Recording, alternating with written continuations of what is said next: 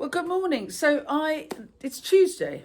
I don't normally do flowers on a Tuesday, but I have been invited to a dinner. So I'm making a little arrangement for the table, and it's a very specific place. And I can't show you photographs because nobody ever takes pictures. One has to turn one's telephone off and no screens. So I'm going to the Chelsea Arts Club for dinner with my friend Katie for her birthday. I made a clip of her lovely house, and she said, if I'm thinking of it, could I bring some flowers for the table? So, not a huge dinner party. I think there are 8 or 10 of us, maybe. Well, big enough. And you have to imagine the Chelsea Arts Club. So, it's in Chelsea, obviously in London.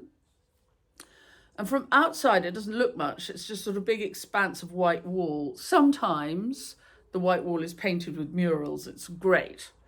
But from the outside, if it's just painted white, you wouldn't really know what was there. You go through this, literally a low door in the wall, and it's a magic land beyond the low door in the wall.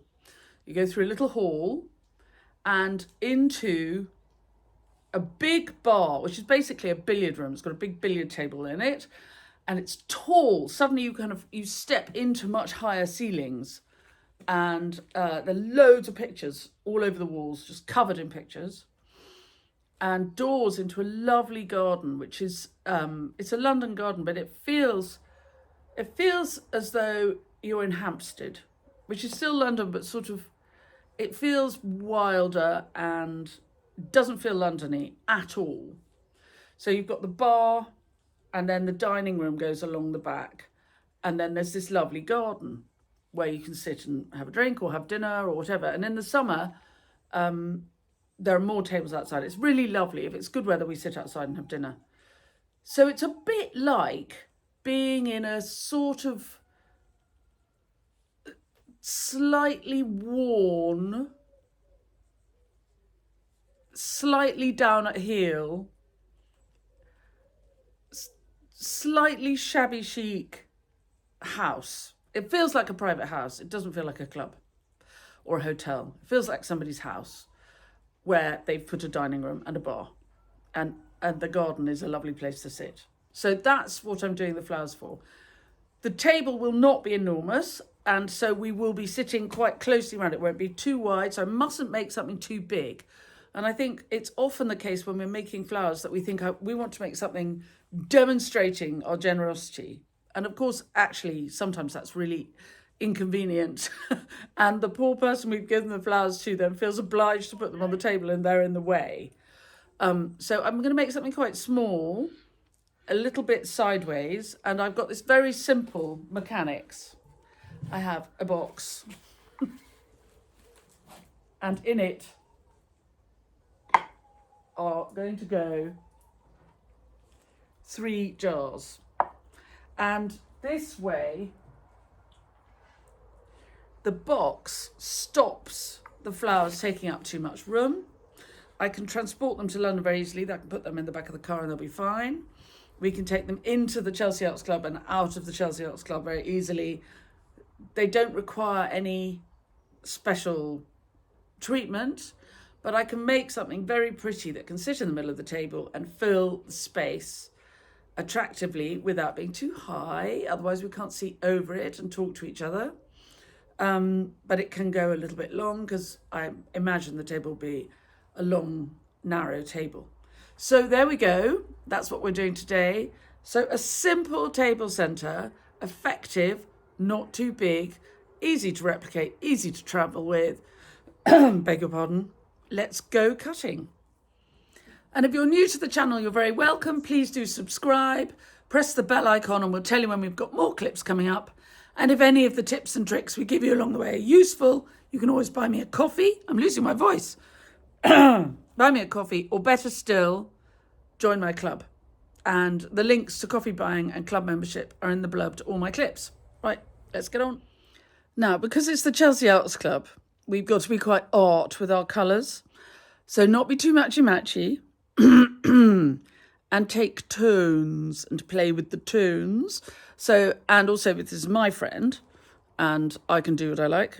we're going to work with the colours to make them not too pretty, a little bit of a Jolie laide in the way of colours. So they're strong colours and a kind of striking rather than beautiful, or beautiful because they're striking, not because they're pretty. Now, the party is this evening, so I can cut roses when they're really very open like this. This is Judi Dench. How's that for colour? Lovely port sunlight. Jude the Obscure. So for some weedy height, the Orange Gems are still doing it. Willerton Old Hall.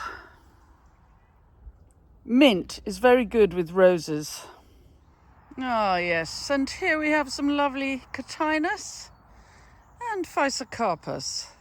Some good colour rust.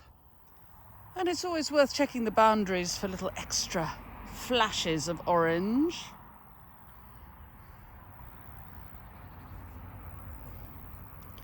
Look, Fabrizio's started mowing the meadows. Coming on, but I think we need a contrasting colour. Right, I've spoken to Katie, and we are not a large party. We are, essentially a small family evening. And so I really must be careful not to make anything too enormous, because the table's only going to seat, I don't know, something like 6 of us. So I can't take up too much room. It's just family and me. So we've got to be careful not to overwhelm the process. But still, we're not going to ignore these perfectly out Roald Dahl roses. And for contrast, sweet peas. So there are our ingredients. I personally think that's very attractive. I love a bit of rust, me. I like contrast. I don't like it too matchy-matchy. I don't like it too pretty. I like it handsome. Come on then. And it's very nice to be able to be making my way to my new studio for doing the floristry. I can't tell you what a difference it's making to my life. I'm getting so much more work done because I'm not a corridor where people walk through going, Mum, or Georgie, or can you just, or please can you, or just sort of stopping for a chat. So I'm just going to make it. I'm going to put some music on. If you don't like the music, mute it. If you do like the music, enjoy it. The music I put on my clips, I just find on YouTube. It's not my own personal playlist or anything. It's just YouTube, whatever YouTube offers up that I can recognise or like the sound of. I'm going to start with the foliage, then I'll do the roses, and then I'll do the detail. And it shouldn't take very long. If you like, I do a thing called the 30 stem challenge. And so I challenge you, having watched this clip, to go out into your garden and find 3 colours, maybe 10 stems of each, and you make a low table centre, something attractive. Just see what you've got in your garden. If you can make it with a difficult colour combination, I mean, if I describe this to my clients and I say, I've got brown, orange and lilac, they're likely to say no thanks. But if I make it with this sweep of tones from this gorgeous, very dark, sort of aubergine coloured Physocarpus leaf through the roses to the bright orange of the Crocosmia lucifer, with just a little detail from the sweet peas to lift it. It's not an obvious combination. So I challenge you to make a 30 stem challenge using Jolie laide colours. Right, I'm going to make the piece and then I'll show you how it finishes. Start with the foliage, move on to the roses, moving on to the detail. Of course, I do hold lots of workshops and demos, so please do look at my website. This is how I make my living, apart from selling flowers to my neighbourhood here in sunny Somerset. So I sell all my flowers, but I also teach lots of workshops because I really love it when people learn how to do the floristry themselves. So do have a look at the website and book a place. And remember, club members, you get 10% off. Right, enough of this. I'm going to just film while I make the piece.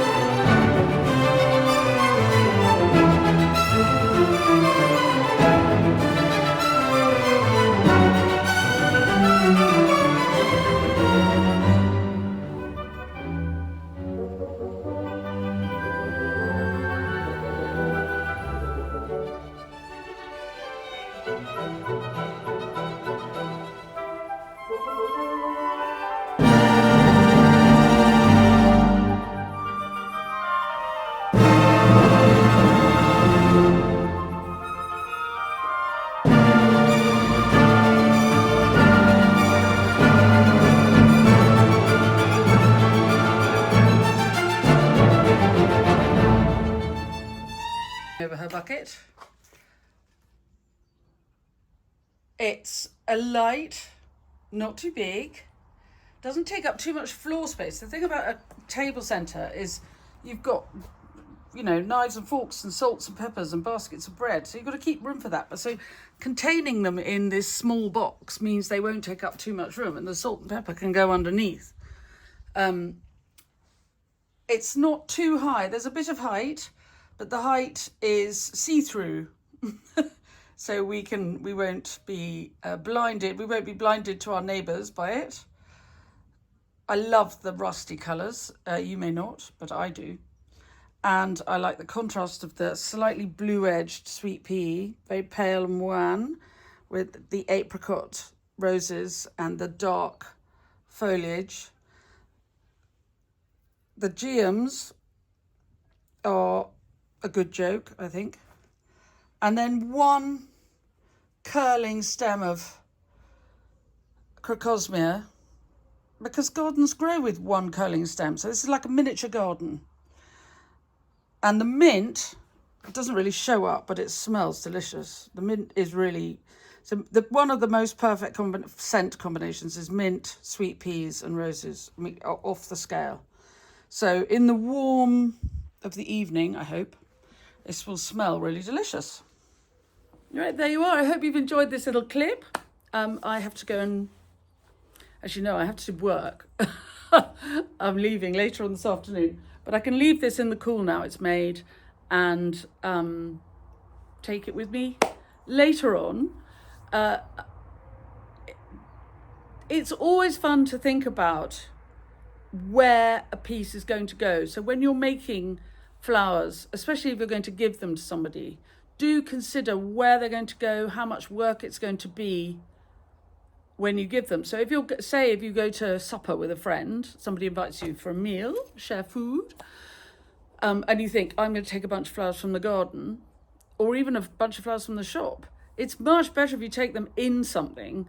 Otherwise, you get there and the person has to then find a vase or find something to put your flowers in, and it sort of rocks the rhythm of the social engagement which your host or hostess had planned. So if you turn up, whatever you turn up with, whether it's just 15 stems in a jam jar, or in 3 jam jars in a small box. Oh, I'm very pleased with that. Right, have a lovely day, everybody, and I will see you later. Bye-bye.